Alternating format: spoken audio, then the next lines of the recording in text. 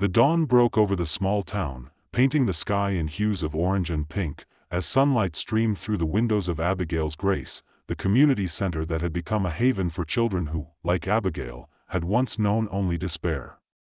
A year had passed since Abigail, now 16, was reunited with her biological parents, Richard and Philomena, after a life marked by abandonment, hunger, and survival.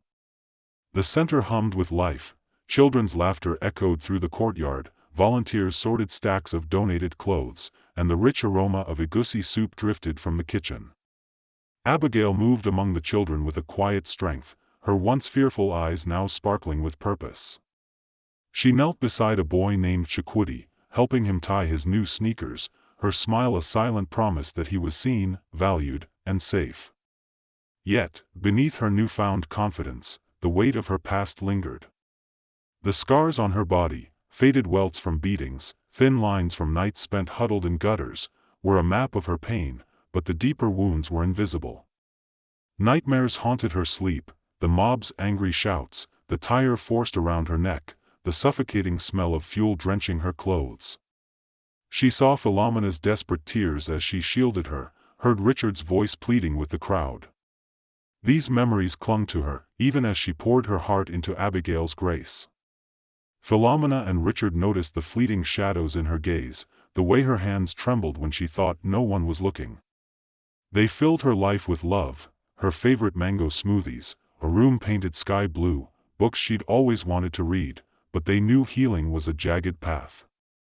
They encouraged her work at the center, hoping it would anchor her, but worried she was carrying too much for a girl so young. One cool morning, as Abigail handed out pencils to a group of children practicing their letters, a stranger approached the center. She was an older woman, her face etched with the lines of a hard life, yet her eyes held a gentle warmth. She carried a woven basket brimming with beads, trinkets, and rolls of colorful fabric, her steps slow but deliberate. Her name was Mama Amina, a trader from a neighboring town known for her intricate beadwork. She stopped in front of Abigail, her gaze locking onto the girl's face with an intensity that made Abigail's heart skip. "You're her, aren't you?" Mama Amina whispered, her voice barely audible over the children's chatter. "The girl from the forest." Abigail's breath caught, her mind flashing to the story Johnson and Susanna had told her, of finding her, barely 2 years old, among thorns, covered in white powder and bloodstains. She excused herself from the children and led Mama Amina to a shaded corner under a mango tree, where wooden benches offered a quiet retreat. Philomena, who had been supervising the kitchen, noticed the exchange and joined them, her brow creased with concern. Richard, organizing a delivery of school supplies nearby, followed, sensing the gravity of the moment. "How do you know about me?" Abigail asked, her voice steady but tinged with curiosity. Mama Amina's hands trembled as she reached into her basket and pulled out a tattered cloth, no larger than a handkerchief, embroidered with a delicate pattern of silver stars. "This was wrapped around you when they found you," she said, her eyes never leaving Abigail's. "I was there that day, in the forest, selling beads near the market. I saw the man who left you." Abigail's heart pounded, the cloth a tangible link to a past she barely understood. Philomena gasped, her hand flying to her chest. "Who was he?" she demanded, her voice trembling with a mix of anger and desperation. Richard stepped closer, his jaw tight, his eyes searching Mama Amina's face for answers. Mama Amina's gaze dropped to the ground, her fingers clutching the cloth as if it held her own guilt. "I was young then, just 20, trying to make a living selling beads. A man came through the market, frantic, carrying a child, you. He was muttering about a ritual, a sacrifice that went wrong. He said he couldn't go through with it, but he couldn't take you back either. He left you among the thorns, wrapped in this cloth, and ran. I wanted to help, but I was terrified. The village was rife with stories of curses and dark spirits. I told no one, but I kept this cloth, hoping one day I'd find you." She handed the cloth to Abigail, who traced the faded stars with her fingers, a strange warmth spreading through her chest despite the ache of the memory. Philomena's eyes filled with tears, her voice breaking. Who was he?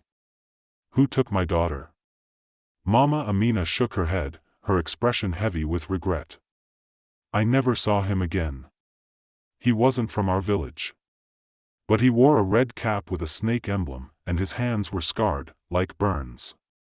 Richard's face darkened, a faint memory stirring, a man he'd glimpsed years ago at a market, his hands rough and marked, a red cap pulled low. The image was too vague to hold, but it gnawed at him, a puzzle piece just out of reach. Abigail, however, felt an unexpected calm wash over her. It doesn't matter who he was, she said softly, her voice steady. What matters is that I survived. That night, Abigail sat by her bedroom window, the embroidered cloth in her lap, her mind swirling with questions. Who was the man in the red cap? Why had he chosen her for a sacrifice?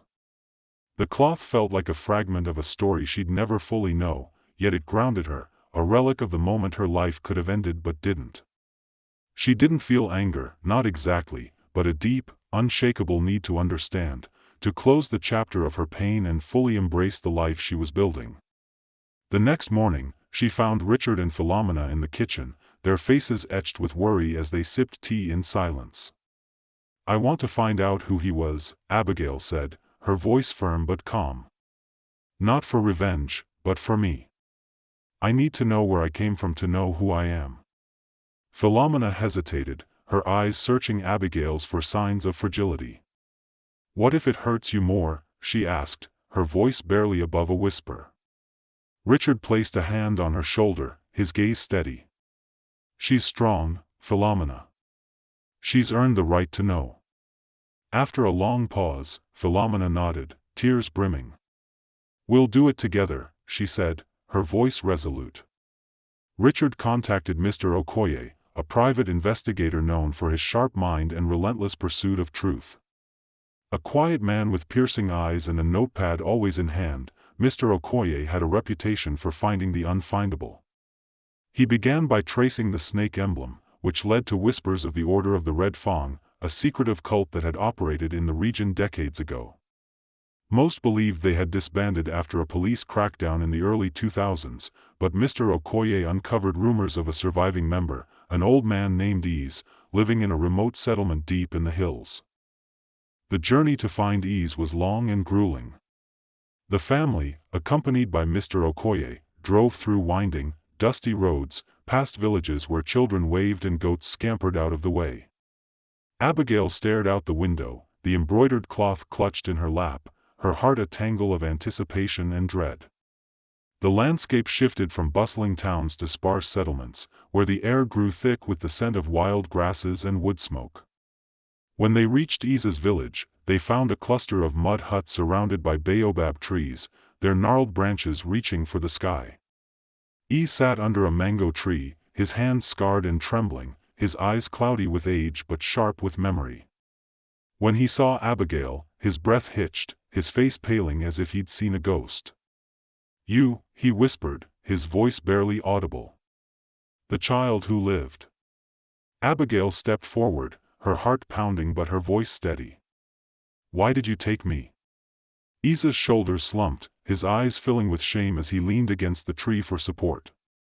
He confessed that he had been a member of the Order of the Red Fawn, a group that promised wealth and power through dark rituals. Abigail, a toddler wandering near the forest during a village festival, had been an easy target. I was desperate, he said, his voice cracking like dry wood. My family was starving. My wife was sick, my children hungry. The Order said a sacrifice would bring prosperity. But when I looked into your eyes, I saw my own daughter's face. I couldn't do it. I left you there, wrapped in that cloth, hoping someone would find you. Philomena sobbed, clutching Richard's arms so tightly her knuckles whitened. Richard's face was stone, but his hands trembled, betraying the storm within. Abigail, however, felt a strange peace settle over her, like a breeze after a long, stifling day. You didn't destroy me, she told Ease, her voice soft but firm. You gave me a chance to live. Ease wept, his frail body shaking as tears carved paths down his weathered cheeks. "Forgive me," he begged, his voice barely a whisper. Abigail took his hand, her touch gentle but resolute, echoing the grace she had shown Johnson and Susanna. "I forgive you," she said, the words carrying a weight that seemed to lift the air around them.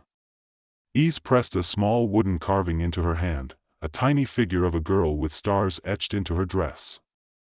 "I kept this," he said, his voice breaking. "A reminder of my shame, and my hope that you'd survive." The drive back to town was silent, each lost in their thoughts. Abigail held the carving, its smooth surface grounding her. She realized the search wasn't just about finding the man who abandoned her, it was about reclaiming her story, piecing together the fragments of a life that had been stolen and remade. She looked at Richard and Philomena, who had stood by her through every step, and felt a warmth she hadn't known before. "I'm ready to let go of the past," she said as the car bumped along the road. "But I want to use it to help others." Philomena reached for her hand, squeezing it tightly. "You already are," she whispered, her voice thick with pride. Richard nodded, his eyes fixed on the road but softened with emotion. "You're unstoppable, Abigail." Inspired by her journey, Abigail threw herself into expanding Abigail's Grace. She worked with Mr. Okoye to locate other abandoned or lost children, reuniting them with families or providing them shelter at the center. She spent hours poring over case files, her desk cluttered with notes and maps, her determination unwavering. She spoke at community events, her story drawing crowds who hung on her every word, their eyes reflecting awe and empathy. One evening, at a fundraiser for a new wing of the center, a young girl approached her, her steps hesitant but her eyes wide with hope. She was small, with braided hair and a faded dress, clutching a crumpled drawing. "My name is Esther," she said shyly. "I was left in a market when I was little. Your story makes me feel like I'm not alone." Abigail knelt, hugging her tightly, her heart swelling. "You're not alone," she whispered. "You're found." Esther's words became Abigail's fuel. She began training volunteers to counsel children, drawing on her own experiences to guide them through trauma's lingering shadows.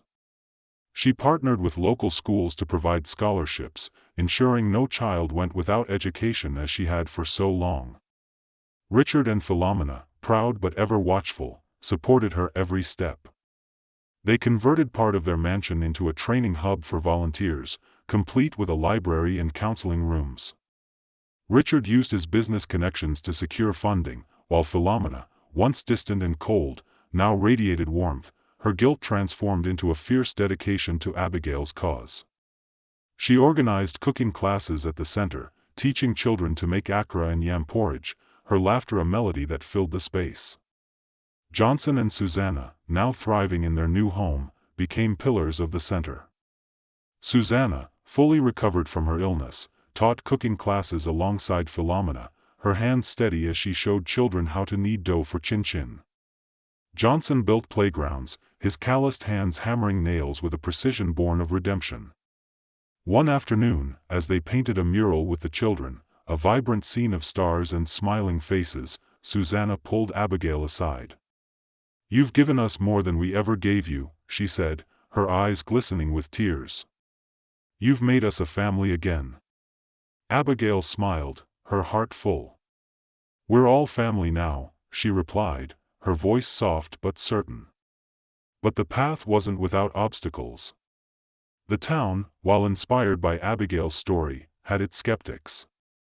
Some whispered that Abigail's Grace was a publicity stunt, a way for Richard and Philomena to atone for their past mistakes. Others, still ashamed of their role in the mob that attacked Abigail, avoided the center, their guilt a barrier they couldn't cross. One day, a local journalist named Chitty approached Abigail for an interview. His questions were sharp, almost accusatory.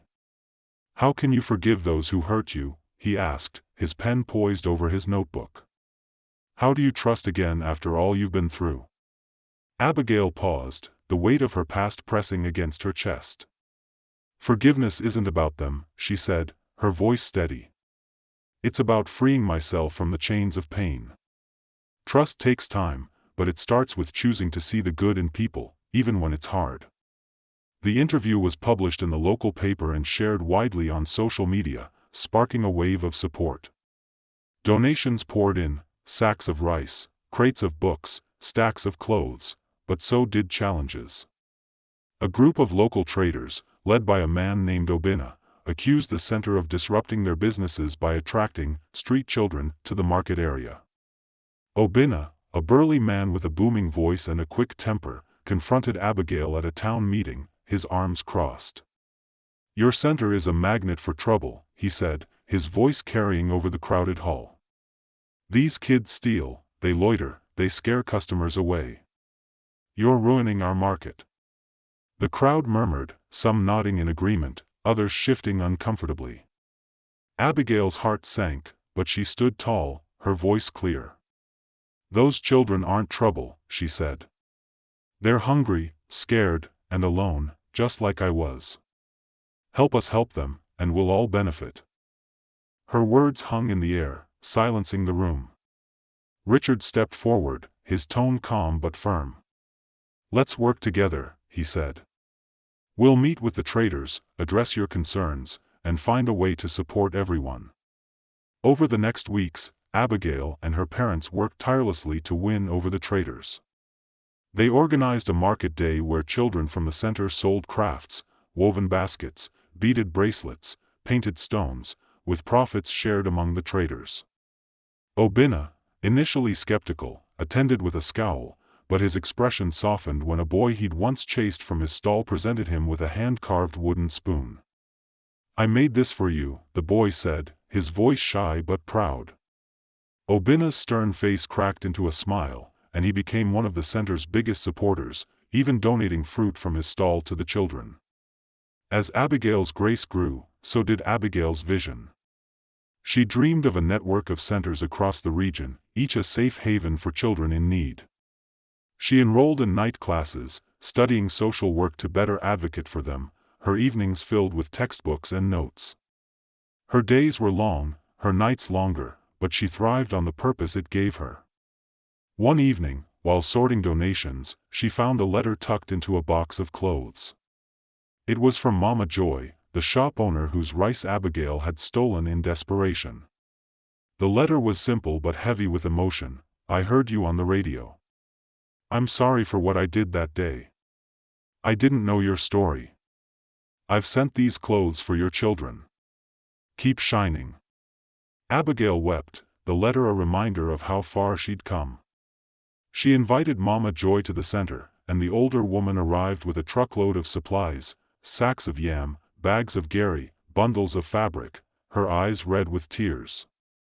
"I judged you," Mama Joy said, her voice trembling. "But you've taught me grace." They hugged, and Mama Joy became a regular volunteer, her shop now a drop-off point for donations. The center's growth wasn't without growing pains. One rainy afternoon, a group of older boys, former street children now living at the center, got into a fight over a stolen pair of shoes. The argument escalated, drawing a crowd of onlookers, and Abigail stepped in, her heart racing as memories of the mob flashed through her mind. "Enough," she shouted, her voice cutting through the chaos. The boys froze, their faces a mix of shame and defiance. Abigail took a deep breath, her hands steady. "You're not fighting for shoes," she said. "You're fighting the pain you've carried. Let's talk instead." She sat them down, listened to their stories, of lost families, nights spent hiding from danger, and helped them find common ground. The incident became a turning point, leading Abigail to start a peer mediation program, training children to resolve conflicts and support each other. Word of Abigail's grace spread beyond the town, reaching nearby cities and even the capital. A government official, Mrs. Adesina, visited the center after reading Chitty's article. Impressed by Abigail's work, she offered funding to expand the scholarship program, but with a condition: the center had to meet strict regulations, including regular inspections and detailed reports. Abigail, though daunted by the paperwork, saw it as an opportunity to reach more children. She worked late into the nights, her desk a sea of forms and budgets, her determination unwavering. When the first inspection came, the center passed with flying colors, and Mrs. Adesina became a vocal advocate, securing grants for new classrooms and a medical clinic. Years passed, and Abigail's grace grew into a network of centers across the region: Esther's haven in a coastal town, Daniel's refuge in a rural village, Grace's sanctuary in a bustling city. Each bore the name of a child who had been helped, a testament to Abigail's belief that every story mattered.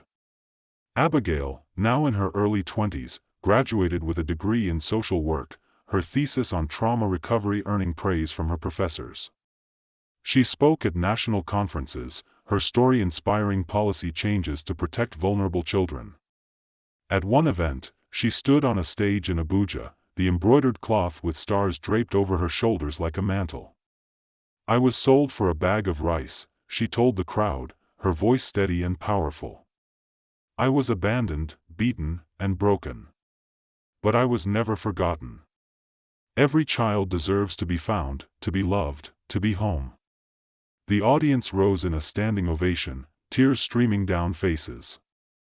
Philomena and Richard watched from the front row, their hearts swelling with pride. Johnson and Susanna, now running a catering business that supplied the centers, clapped with joy, their faces glowing. Mama Amina, a volunteer coordinator, held Esther's hand, Esther, who had been adopted by a loving family through Abigail's efforts. Ease, now frail but at peace, attended, his wooden carving a cherished keepsake in Abigail's office. Even Chitty, the once skeptical journalist, was there, his notebook filled with notes for a book about Abigail's journey. One evening, as Abigail walked through the original center, now expanded with a library, computer lab, and playground, she stopped at a mural painted by the children. It depicted a girl with stars in her hair, standing under a mango tree, surrounded by smiling faces and a sky full of light. Abigail touched the mural, her fingers tracing the stars, her mind drifting to the forest, the cloth, the pain, and the love that had brought her here. "I was lost," she whispered, "but I was always meant to be found." Philomena joined her, placing an arm around her shoulders. "You've changed the world, Abigail," she said, her voice thick with emotion. Richard, standing nearby, nodded, his eyes glistening. "And you've changed us." Abigail smiled, her heart full. The scars remained, but they no longer defined her. They were part of a story that had turned pain into purpose, rejection into redemption, and a bag of rice into a legacy of love.